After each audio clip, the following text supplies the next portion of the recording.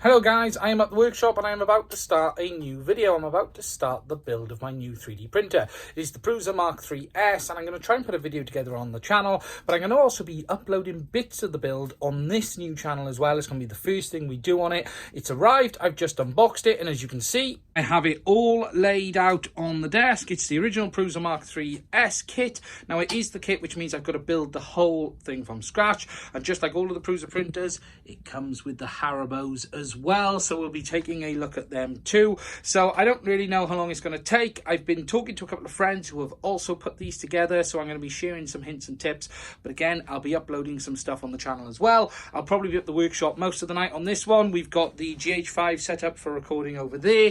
I've also got the Sony set up above for doing above, and most importantly, I've got the log burner running as well, which means I'll be warm. So anyway, it's time I got on with this build.